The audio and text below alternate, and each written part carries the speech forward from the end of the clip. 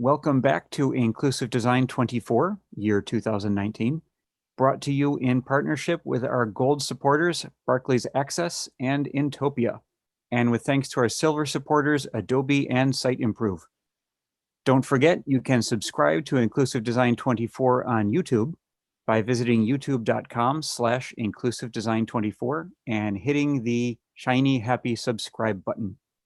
You can follow ID24Conf on Twitter, and if you have questions for the presenters, tweet them using the ID24 hashtag, and we will ask them at the end of the session. A reminder that ID24 is a respectful community with a code of conduct. The code of conduct is available on the website, inclusivedesign24.org. It is linked in the footer of the site. ID24 is a global community event. We've been getting tweets in from people all over the world letting us know where they're watching and listening from. So please keep letting us know where you are. Hello to people who've told us they are listening in from different places in India and more people in Tokyo in Japan.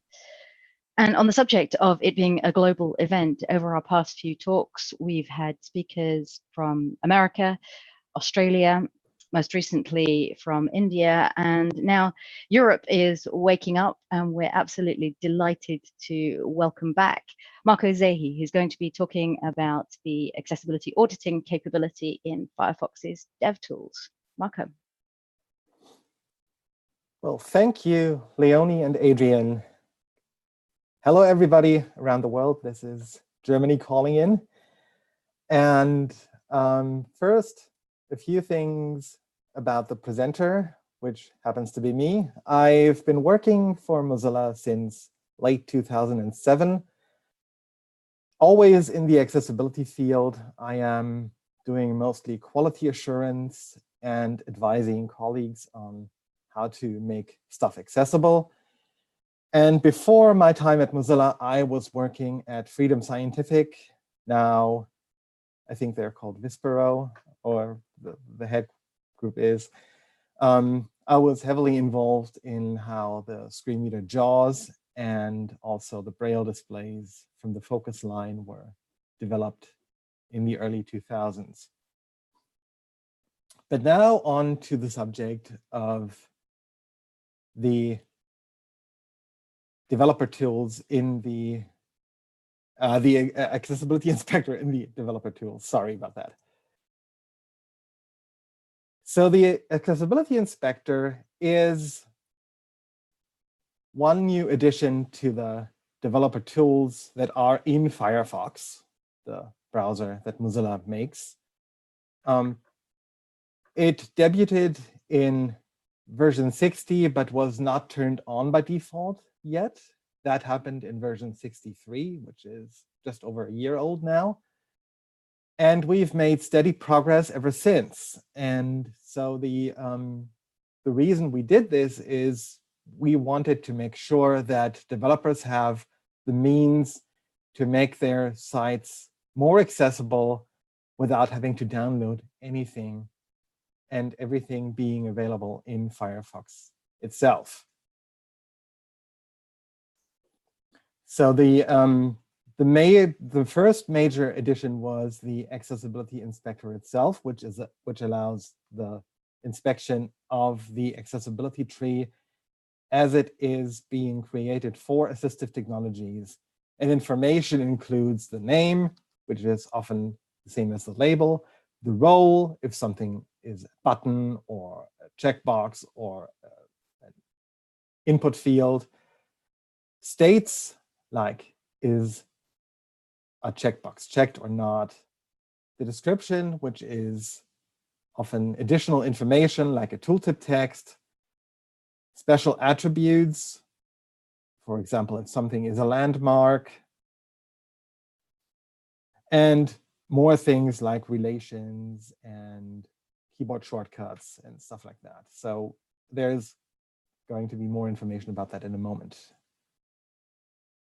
And in later versions, we also introduced auditing features to make it easier to spot actual problems that are solvable easily, and you can see an immediate result in that the problem goes away. You might also have seen accessibility checkers in something like Microsoft Office and so forth. So more and more tools are building in accessibility auditing features into their products, and we are no exception to that. And that development is still ongoing. So we are adding new stuff as we come up with ideas, or we are getting ideas from the community. Where to find it? It is part of the developer toolbox. So when you open the developer tools in Firefox, there's a new button that is the accessibility inspector. It is right there besides the HTML inspector or the networking and all the other items in the toolbar.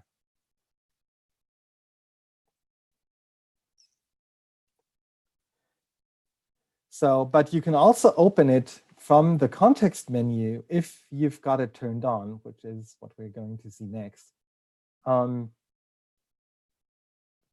So when you have it turned on, you have an additional item in the right-click menu of any page element that says Inspect Accessibility. So, but before you can do this, you have to turn on the accessibility engine first, unless you are a screen reader user, in which case you've already got the engine turned on because you're using Firefox with your screen reader or other assistive technology. But if you don't, if you're a sighted user who normally doesn't use any assistive technology, you have to turn on the button first. It's on the slide where you find it when you activate the Accessibility Inspector tab. You have this engine, you can turn it on.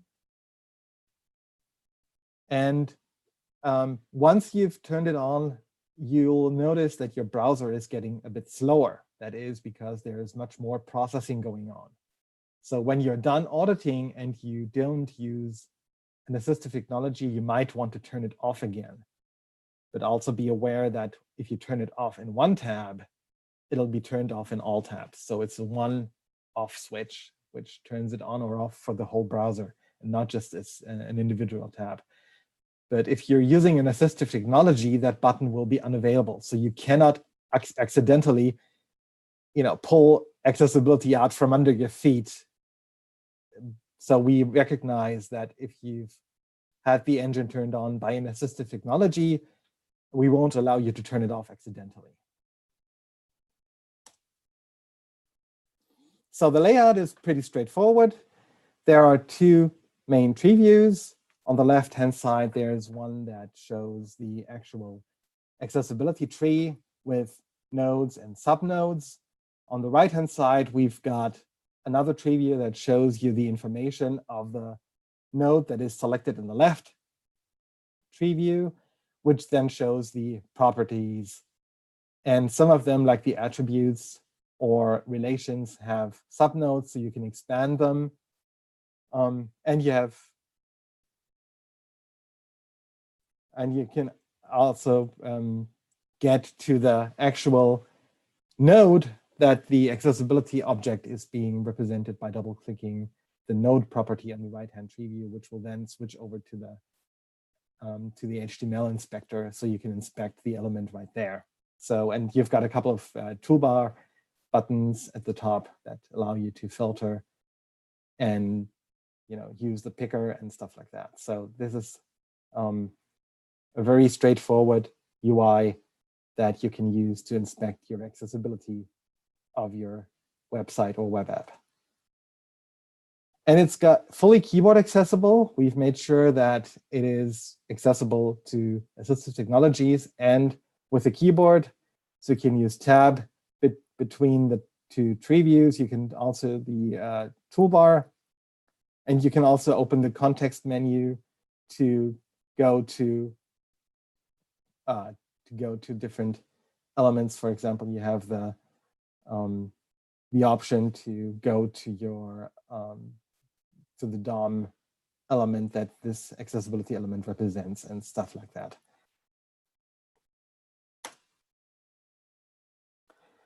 You also have a feature that you can print the whole tree or part of a tree to a JSON file.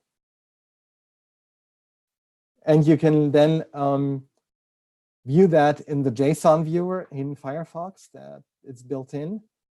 You can also inspect, copy data, save the snapshot, and do other related processing with this JSON file. So you can include that in automated testing. So you have a snapshot that then shows what the expected output is. So if you've got some automated testing framework, you can paste that in there. And once your website updates and something breaks the accessibility hierarchy, you will immediately notice that. So it's a very handy tool to actually get a current snapshot in JSON format out of your website to use in whatever manner you see fit. So the auditing features is hidden in the issues menu. It allows you to filter the items on the left down to those that have issues of the different types. So the items act as toggles. So they are checkbox items inside the menu. So the menu checkbox items. So you could have both keyboard and contrast issues, or you can toggle individual ones off, or you can show them all.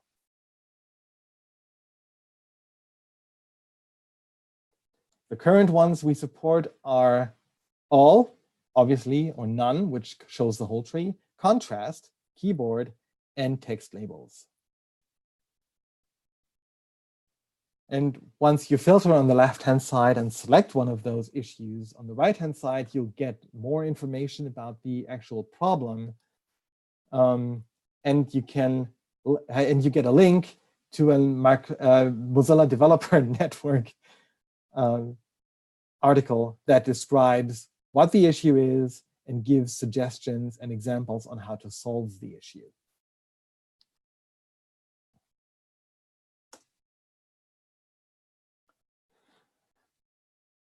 One of the newer additions are color contrast issues. We've enhanced that from being just a list of color contrast issues to a picker that allows you to see the actual contrast issues with the mouse when you hover over items. And this goes even so far as if you have like a range of background colors, and some meet the contrast ratio and some do not, you will see that, and you can adjust the colors and see the immediate result. We check for both Web Content Accessibility Guidelines AA and AAA. So you can make sure that it is AA compliant, which is, for example, required with the new legislation in the European Union, or you can go further and make sure your AAA criteria are met.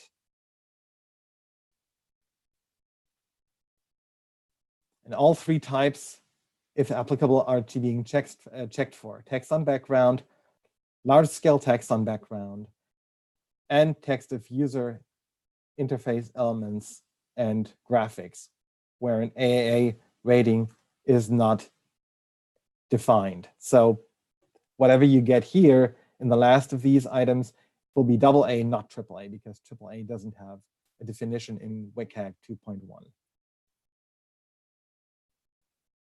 And again, the NDN article contains examples and suggested solutions, as well as further links or other resources to the on the web.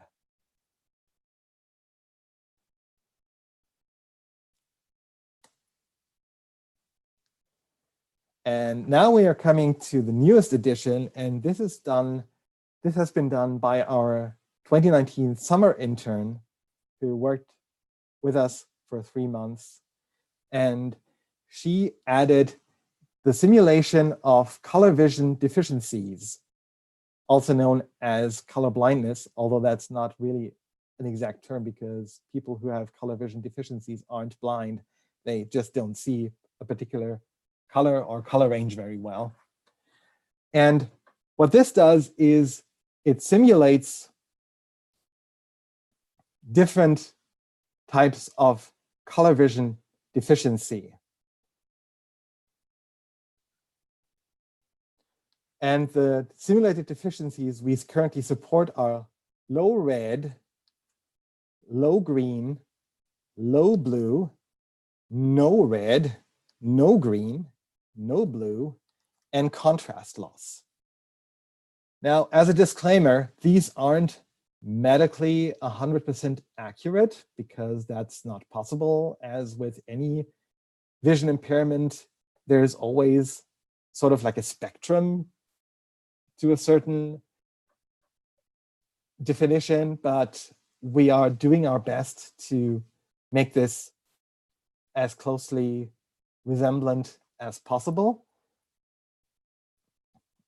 And so these are the ones we support. And now the following slides will show a simulation from a popular UK ticketing website. So what we've done is we've taken a screenshot where you can select a seat for a particular show, and the seats available or are taken and which are in different price categories are all colored, like encoded in color. And the following slides will show what the different versions will look like. So this is very visual. I'm sorry for all the screen reader users listening for this. But it'll essentially show in a close approximation what someone with a particular color vision deficiency would see and would not see. So the first slide is the regular one as people with no color vision deficiency would see it. And now we're going into low red, low green, low blue, no red, no green, no blue. And this is what it would look like for somebody who cannot perceive contrast. So this is pretty cool. There are some other like color vision deficiency checkers out there, but this is built in right into the browser. And one thing I failed to mention, which I just noticed in the slides before, you have to turn on a feature called Web Render in Firefox, which is in the about::config settings. It's called gfx.webrender.enable. And you have to toggle that to true for the color vision deficiency simulator to actually work. This is because this requires some very advanced graphics processing, and this is only available in this new graphics rendering engine we are currently developing. It's in Firefox version 70, which is currently in beta and will be released in later October and onwards. So you have to turn that on to be able to use the color vision deficiency simulator. So in Firefox 70, we're also introducing auditing for keyboard accessibility issues. And these include focusable elements should have interactive semantics, like discovering div and span that should be button instead, for example. Avoid using tabindex attribute greater than 0. This is to avoid inconsistent tab order. Clickable elements must be focusable and should have interactive semantics. Buttons are buttons and links are links, please. Interactive elements must be able to be activated using a keyboard. Interactive elements must be focusable. And focusable elements must have focus styling. Now, the last one is a bit tricky because as with any layout, some CSS, especially when it's layered, may cause false positives. So when we think something is not styled in a way that is focus visible, but would actually might be, that's why this is an auditing tool, but it's not always going to be accurate. We've tried our best and there's always room for improvement. So if you've got a case where we claim that your focus styling is not visible, but it actually is, send us a code pen and we'll actually make sure to include the particular test case in a future update. So this is definitely something we'd like to get your feedback on and also work with the community to make it better so that everybody can benefit from it. And in Firefox 69, which is already in Firefox 69 release, sorry about that, is issues with labels and names. So what we are trying to do here is find out whether particular elements on a page are missing labels. And we've covered a wide range of items here. So they are actually contained within 3 slides. Use alt attributes to label area, A-R-E-A, not aria, area, elements that have the href attribute. Dialogs should be labeled. Yes, definitely. Documents must have a title. Embedded content must be labeled. For example, pertains to objects, embeds, and others. Figures with optional captions should be labeled. Field set elements must be labeled. Use a legend to label a field set. Next slide. Form elements must be labeled. Your beloved label for / input ID combination. Form elements should have a visible text label.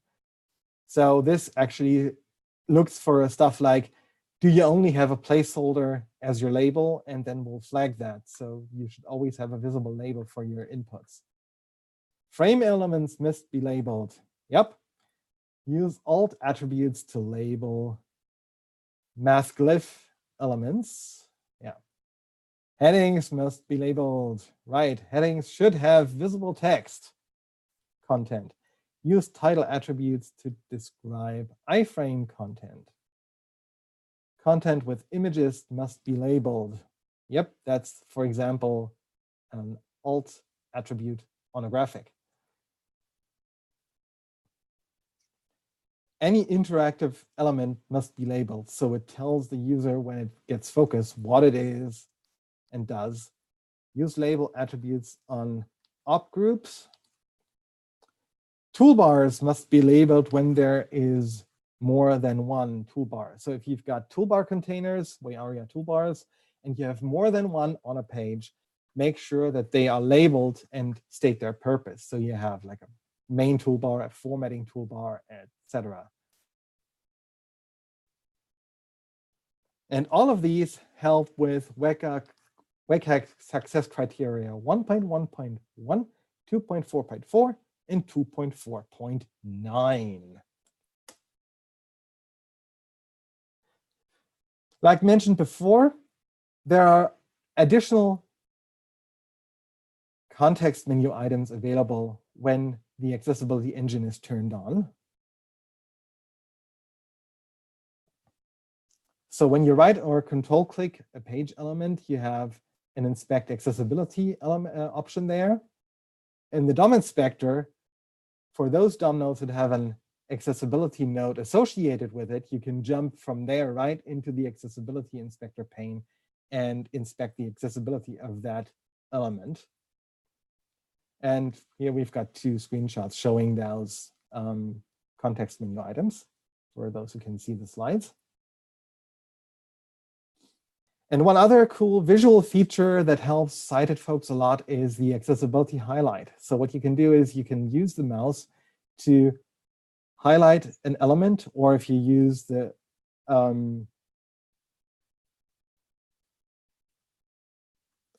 so you can an information bar shows the role, name, and color contrast ratio. In Firefox 65 and above, color contrast information also takes into account ranges of backgrounds, as I mentioned before, like with gradients, and indicates which of those actually, passes the contrast criteria, etc. And the picker is one that shows you the actual element in the tree view of the accessibility inspector when you click it inside your web page. So what you do is you first click the accessibility picker, and then you click on your page the element that you want to know all about its accessibility. And if you use the shift key, you can even, click several elements after one another to compare, to, see after one another what the accessibility looks like. So if you've got a range of buttons, you can hold the shift key and click through all the buttons to see if all of them have labels, for example. And one other project we're doing is that we're trying to advance auditing with machine learning. We're doing this with Project Fathom, and the research project is in progress to determine whether machine learning can help us here. And the first example is to find patterns for fake elements, like div saws that should be regular semantic elements, for example. So if somebody puts text into a div instead of a paragraph, that this can be detected and suggestions being offered to improve the website accessibility. It may also contain something like div class equals heading 2, which obviously should be an H2 element instead. So we're working with an external project with, and this is not this is also not confined to interactive widgets like my example that I just mentioned shows. So, and finally, if you've got any suggestions, anything you want us to improve or bugs you find, we want to hear about it. Use the feedback, use Bugzilla, tweet us on Twitter, or find us in the public chat facilities that we have in Mozilla to actually let us know about your examples where you find you could use better auditing for, or like I mentioned previously with the false positives for focus styling, etc. So we definitely want to hear about it. We definitely want to keep improving this and use your help and feedback to do it. And then obviously to help you build better, more accessible websites.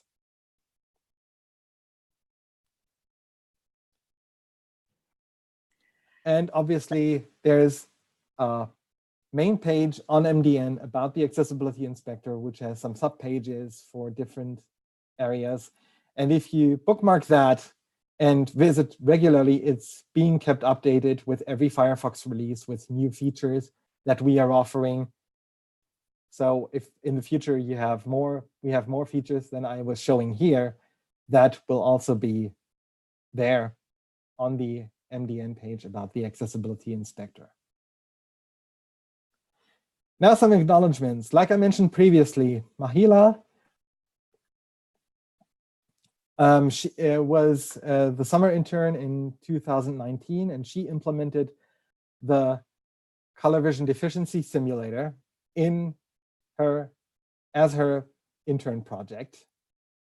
And our team member, Yura Zenovic, who's been with us since 2014, who is the mastermind behind the major part of the accessibility inspector, was kind enough to actually provide the screenshots that we were showing earlier with the accessibility, with the color vision deficiency simulator with the ticketing system.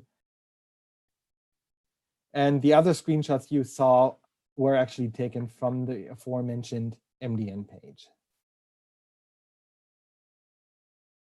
So, and here's how to contact me. I am at Marco in English, MarcoINENGLISH on Twitter. I can also be contacted via email at mzehe, MZEHE at Mozilla, MOZILLA.com, or on GitHub, I'm Marco Zehe, MARCOZEHE there. And that's it for me. Wow, thank you, Marco. That was extraordinary. I have just learned so much. I had no idea all this stuff was going on in Firefox. You won't be surprised at all. We've got a whole heap of questions came in from different places. First one up is from Vasu, who asks, do you think of the accessibility tools in Firefox more as a thing to be used by accessibility consultants and testers or developers? Actually, both. You can use these as a blind or visually impaired or sighted consultant or tester to actually find issues, like the issue tree and stuff is all very accessible. So you can look for issues yourself and document those in a bug tracker or something like that as a blind person, fully independently. And obviously you can also use these as a web developer to go through whatever you're coding to see if you've got issues there and fix them and see the issues go away. And so this is an inclusive tool for both developers and testers. Excellent. That was the perfect answer for Inclusive Design 24 as well. We have another question. For people who don't use Windows or Mac, specifically people using Linux like Ubuntu, and who don't have access to Windows screen readers in particular, like NVDA, do you think there's a particular use that the Firefox tools, could be put to that will sort of help close that gap for developers? Well, actually, the information that the Accessibility Inspector uses is available on Linux as well, because it uses the platform independent layer. And those few exceptions that we have to put onto each platform are so minimal that on Linux, when you use these tools, you will get good enough results, or rather the same results as on Windows or Mac. So you can actually use this on Linux as well. And once your issues are solved, you can be very confident that Orca will also read these fine, and they'll also work nicely on Windows with NVDA or JAWS. Excellent. That's really good to know. Last question I think that came in from Twitter was from Henri, who says, all jesting aside, can you give an objective comparison of the differences between the Lighthouse tools in Chrome and Firefox's accessibility checking tools? Well, they all have different focus points, I think. I actually must admit I haven't used the Lighthouse version, and I am only partially familiar with the Chrome tools. But I think one big differentiator is actually the auditing that we have built into Firefox without having to download anything else or branch out to an external service. And we do this by actually, leveraging all the power and all the information the underlying engine gives us, as the built-in Firefox tools have some more privileged access than any other extension in Firefox does. So we are pretty confident that our auditing is pretty solid. And like I said, if there are bugs or false positives, we want to know about it and get examples of where this might not be accurate to improve it. And I think that's one of the big things. We are building this into Firefox to allow developers to get, or testers to get started right away without having to download or search for anything else on the web, and have up-to-date auditing available at their fingertips as they install Firefox. Yep, it's a pretty compelling reason for checking out these tools. I'm going to sneak in one more question just from me as one screen reader user who likes dabbling around in the odd bit of code myself to another. Marco, what's your favorite feature in all of this? My favorite feature is the ability to flip between the DOM and accessibility inspector. Like if I see something in the accessibility inspector that's odd, I can immediately use the context menu to jump to the DOM element and press enter and tab through the attributes to see what is set and what are the or expand the tree view item to see what the children are and what the actual markup looks like. And if I'm done or made changes, like you can make dynamic changes in the DOM inspector and they'll immediately be reflected in the accessibility inspector. Wow, that is so cool. if you find a label that's not associated with an input, but the for attribute does have an ID, but it doesn't match the input ID, for example, like if there's a typo, you can adjust that and see the effect in the accessibility inspector right away, because then the input gets the name right.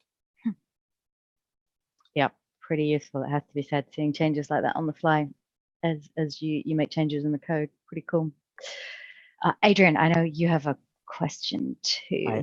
I do, and mine is also sort of the, hey, it's just me asking the question as opposed to fielding one from the community. I know that Victoria Wang is out on Twitter often gathering feedback on what people want to see in the Firefox developer tools.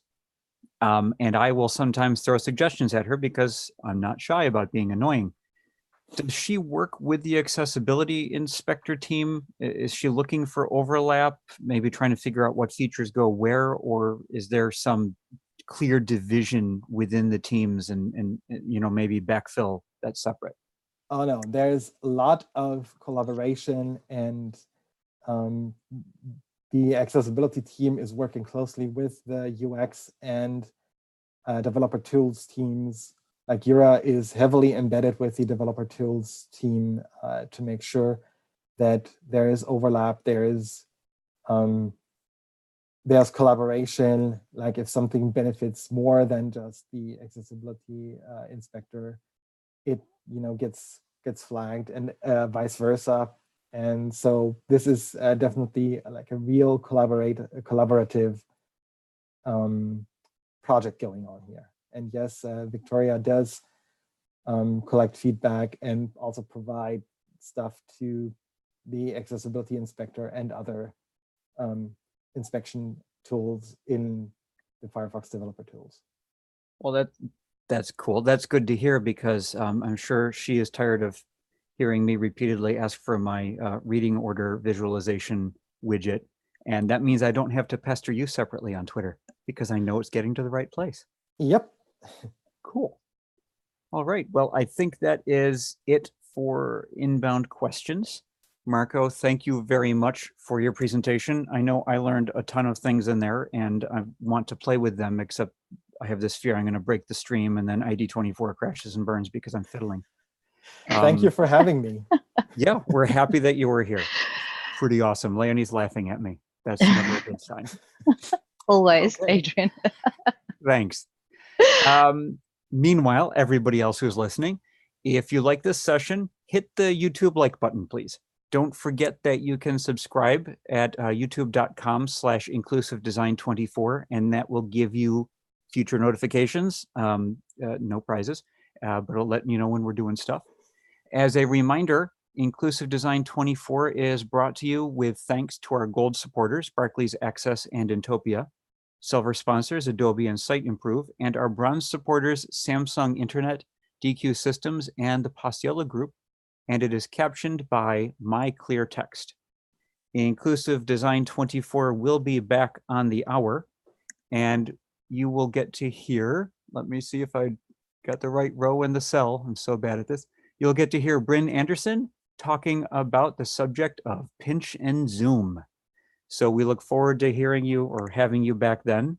Hopefully you'll be hearing us, and we will we'll look for y'all in an hour. I'm sorry, on the hour.